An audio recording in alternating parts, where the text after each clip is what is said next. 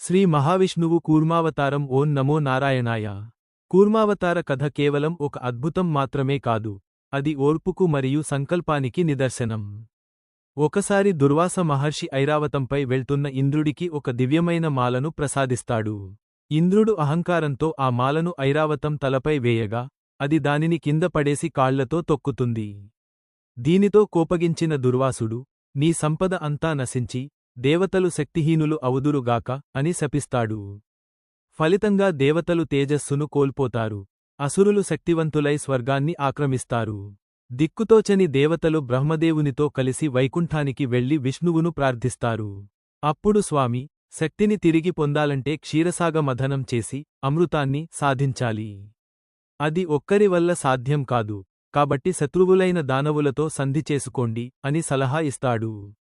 అమృతంలో సగం ఇస్తామని చెప్పి దేవతలు రాక్షసులను ఒప్పిస్తారు. పాలసముద్రాన్ని చిలకడానికి మందర పర్వతాన్ని కవ్వంగా, వాసుకి అనే మహాసర్పమును తాడుగా నిర్ణయించుకుంటారు. దేవతలు ఒకవైపు, దానవులు ఒకవైపు వాసుకిని పట్టుకుని మందర పర్వతంతో సముద్రాన్ని చిలకడం ప్రారంభిస్తారు. కాని పర్వతానికి కింద ఆధారం లేకపోవడంతో అది మెల్లగా సముద్రగర్భంలోకి మునిగిపోవడం మొదలవుతుంది. అప్పుడు శ్రీమహావిష్ణువు 1,00,000 యోజనాల వెడల్పు ఉన్న ఒక భారీ కూర్మం రూపం ధరించి సముద్రం అడుగున చేరి ఆ మందర పర్వతాన్ని తన వీపుపై మోస్తాడు.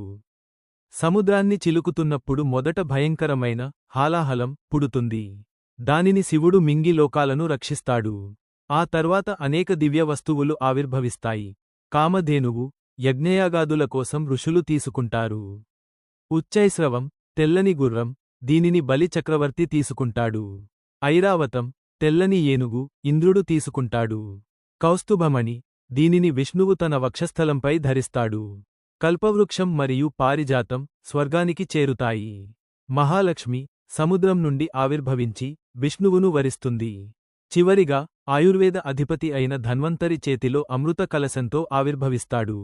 రాక్షసులు అమృతాన్ని లాక్కున్నప్పుడు విష్ణువు మోహిని రూపం ధరించి వారిని మాయా మాటలతో మభ్యపెట్టి అమృతాన్ని కేవలం దేవతలకు మాత్రమే అందేలా చేస్తాడు. దేవతల వరుసలో కూర్చుని అమృతాన్ని తాగిన స్వర్భానువు అనే రాక్షసుడిని సూర్యచంద్రులు గుర్తుపట్టగా విష్ణువు తన సుదర్శన చక్రంతో అతని తల నరికివేస్తాడు. వారే రాహు, కేతువులుగా మారుతారు.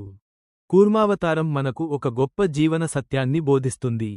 మన మనస్సు అనే సముద్రాన్ని జ్ఞానమనే కవ్వంతో చిలికినప్పుడు మొదట విషం వంటి కష్టాలు, అడ్డంకులు ఎదురవుతాయి.